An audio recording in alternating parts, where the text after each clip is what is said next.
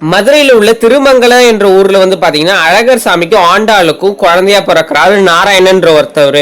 அவரு யாருன்னு பாத்தீங்கன்னா அவரு தாங்க விஜயகாந்த். நாராயணன்றது அவரோட தாத்தா பேரா இருந்திருக்கு. அந்த தாத்தாவோட பேரை தான் இவருக்கு வச்சிருக்காங்க. அது செல்ல பேர் இருந்தாலும் விஜயராஜ் என்ற பேரை தான் வந்து விஜயகாந்துக்கு வச்சிருக்காங்க. விஜயகாந்தோட இயற்பெயர் வந்து பாத்தீங்கன்னா நாராயணன். அதுக்கப்புறமா விஜயராஜ்னு வச்சிருக்காங்க. அதுக்கப்புறம் ஒரு படத்தில் நடிக்கிறதுக்காக விஜயராஜ்ன்ற இடத்துல வந்து இந்த ராஜ் எடுத்துட்டு காந்தன் சேர்த்திருக்காரு. விஜயகாந்துக்கு அதிகமா படிப்புல இன்ட்ரெஸ்ட் இல்ல, அதனாலே 10ஆம் வகுப்போட அவர் நிறுத்திக்கிட்டாரு. ஆனா அவர் வீட்டுல செஞ்ச வேலைக்காரங்களோட பசங்களை இன்ஜினியரிங் வரைக்கும் படிக்க வச்சிருக்காருன்னா பாத்துக்கோங்களேன். நம்ம விஜயகாந்த் சாருக்கு சின்ன வயசுல இருந்து பாத்தீங்கன்னா இந்த ஃபுட்பால்ன்ற விளையாட்டு ரொம்பவும் பிடிக்குமாங்க. அது மட்டும் இல்லாம எம்ஜிஆரின் எங்க வீட்டு பிள்ளை அப்படின்ற ஒரு படம் இருக்கும்ல, அந்த படத்தை மதுரையில உள்ள ஒரு சினிமா தியேட்டர்ல கிட்டத்தட்ட 70 தடவைக்கு மேல ஒரு படத்தை பார்த்திருக்காரு. விஜயகாந்த் சார் அவரோட படிப்பை நிறுத்தின கொஞ்ச நாள் கழிச்சு அவங்களோட அப்பாவோட அரிசி ஆலையை வந்து கொஞ்ச நாள் கவனித்து வந்திருக்காராம். இவர் பாத்தீங்கன்னா தமிழ் மொழி மீதும் தமிழ் மண் மீதும் அதிக பற்று கொண்டவரா இருந்திருக்காரு. இந்தி எதிர்ப்பு போராட்டம்னு சொல்லி ஒரு காலத்துல நடந்தப்ப அதுக்கு ஆதரவு கொடுத்தது மட்டும் இல்லாம அந்த போராட்டத்துல கலந்துக்கும் செய்றாரு. விஜயகாந்த் சார் மட்டும்தாங்க தமிழை தவிர நான் வேற எந்த மொழி படத்திலையும் நடிக்க மாட்டேன் அப்படின்னு சொல்லி ஒரு சபதம் ஒன்று எடுத்திருக்காரு.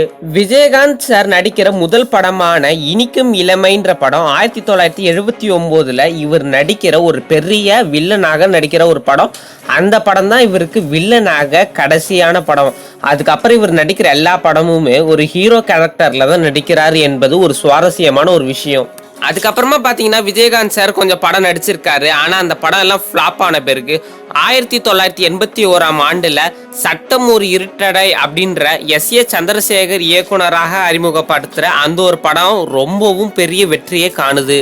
அதுக்கப்புறமா பாத்தீங்கன்னா விஜயகாந்த் சாரோட 100வது படமான கேப்டன் பிரபாகரன் அப்படின்ற ஒரு படம் வந்து பாத்தீங்கன்னா செமையான ஒரு ஹிட்டை கொடுக்குது. பிளாக் பஸ்டர்னே அந்த ஒரு காலத்துல சொல்லலாம். அந்த ஒரு காலத்துல இவருக்கு கேப்டன் பிரபாகரன் படம் நடிச்சதுனால இவருக்கு கேப்டன் விஜயகாந்த் அப்படின்ற ஒரு பேரும் வருது. அதுக்கப்புறம் பார்த்தீங்கன்னா 1982 வந்து ஒரு ரசிகர் மன்றம் வந்து இவருக்கு உருவாகுது. ரசிகர் மன்றம்னா ஆடல் பாடல் கொண்டாட்டம் கூத்து அப்படின்னு சொல்லி எதுவுமே நடக்காம இவர் வந்து பார்த்தீங்கன்னா நிறைய ஏழை ஜனங்களுக்கு நிறைய உதவி பண்ணுறதுக்காகவே இந்த ஒரு ரசிகர் மன்றத்தை நடத்தி வந்திருக்காரு. தமிழன் என்று சொல்லடா தலை நிமிர்ந்து நில்லடா அப்படின்னு சொல்லி இயன்றதை செய்வோம் இல்லாதவருக்கு அப்படின்ற ஒரு கொள்கையோட இந்த ஒரு நற்பணி மன்றம் மாதிரி இருக்கிற ரசிகர் மன்றம் வந்து ஸ்டார்ட் ஆகுது. அதுக்கப்புறமா பார்த்தீங்கன்னா 1985 முதல் விஜயகாந்த் சார் வந்து அவரோட ரசிகர் மூலமாக புரட்சி கலைஞர் என்று பாசமாக அழைக்கப்படுகிறாராம். அதுக்கப்புறமா பார்த்தீங்கன்னா இப்போல்லாம் ஸ்காலர்ஷிப்புன்ற பேரில் பாதி காசை வாங்கிக்கிறாங்கல்ல. ஆனால் அந்த காலத்திலேயே செங்கல்பட்டில் உள்ள பக்கத்தில் ஆண்டாள் அழகர் அப்படின்ற ஒரு இன்ஜினியரிங் காலேஜை ஓப்பன் பண்ணி 12ஆம் வகுப்புல நல்ல மதிப்பெண் எடுத்து ஏழை மாணவர்களுக்கு நிறைய உதவி பண்ணியிருக்காரு. அதுவும் கட்டணம் இல்லாம அந்த ஒரு ஆண்டாள் நகர் இன்ஜினியரிங் காலேஜில் ஃப்ரீயாவே அவங்க படிச்சுக்கலாமா.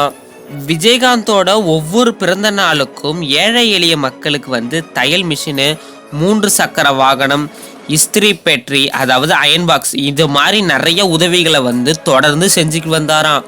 அது மட்டும் இல்லைங்க, தனது வீட்டுக்கும் அவரோட ஆஃபீஸ்க்கும் ஒவ்வொரு வாட்டி வந்து செல்றவங்க திரும்பி பசியோட போகக்கூடாது அப்படின்றதுனால ஒவ்வொரு ஞாயிற்றுக்கிழமையிலையும் பார்த்தீங்கன்னா 100க்கும் மேற்பட்டவங்களுக்கு வந்து உணவு வந்து வழங்குவாராம். பார்த்தீங்களாங்க எவ்வளோ பெரிய மனுஷர். இப்படி இருந்தால் ஒவ்வொரு ஞாயிற்றுக்கிழமையும் ஒரு அன்னதானம் மாதிரி செஞ்சு கொடுத்துக்கிட்டு இருக்காரு. நம்ம விஜயகாந்த் சாருக்கு பார்த்தீங்கன்னா சின்ன வயசுல இருந்தே இந்த ஸ்போர்ட்ஸ் மேலே அதுவும் ரொம்ப ஆர்வம். அதுவும் ரொம்ப ஃபுட்பால்னால் அவருக்கு ரொம்ப உயிராம்.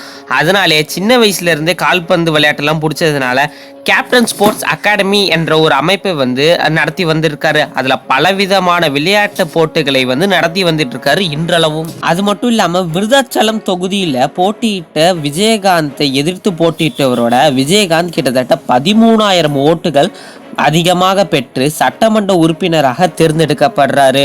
அதுக்கப்புறம் பார்த்தீங்கன்னா திமுக மற்றும் அதிமுகக்கு அடுத்ததாக இவரோட கட்சி வருது. அதுக்கப்புறமா பார்த்தீங்கன்னா 2010 வந்து பார்த்தீங்கன்னா சொந்தமாக கேப்டன் டிவி அப்படின்ற ஒரு டிவி சேனலை வந்து அறிமுகம் செய்கிறாரு.